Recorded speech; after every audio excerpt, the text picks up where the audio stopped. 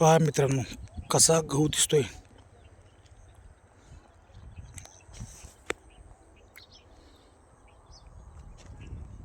Number एक असं गव्हाचं पीक आलेलं आहे. नंबर एक असं.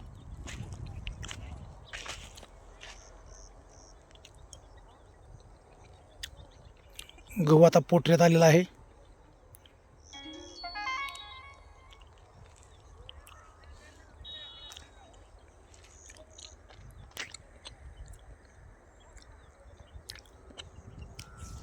या साईडला बोर आहे.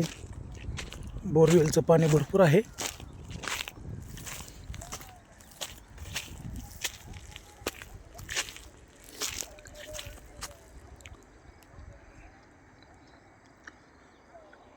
हरभरा थोडा उशिरा पेरलेला आहे.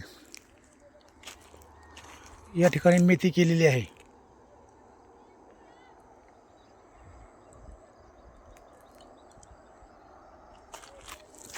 लहानपणी मित्रांनो आपण अशा गोड बाबळीचा डिंक खायचो.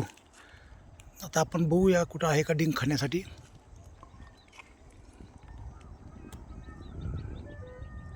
पूर्वी या बावळीचा डिंक फार छान असायचा. हा वा, या ठिकाणी आहे. अतिशय चांगला आणि शरीराला उपयुक्त असा हा डिंक आहे. आपण तो खाऊया. फार जुनं झाड आहे.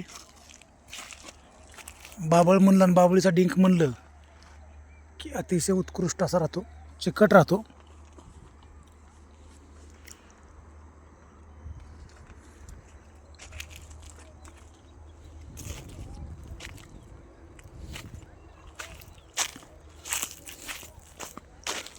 अतिशय उत्तम आणि सुंदर असं सुरेख. मला तुम्हाला वारंवार सांगावं लागतं, गहू अतिशय चांगला आलेला आहे.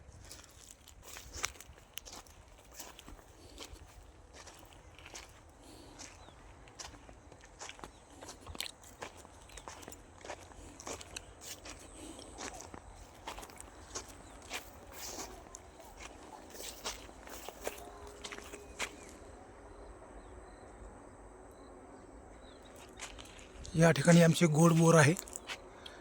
आता बोरांचा बहार थोडा कमी झालेला आहे, परंतु तुम्ही बघताय खाली हे बघा, पूर्ण सपरंड पडलेली आहे. आणि हे बोरचं खाल्ल्यानंतर आ हा हा,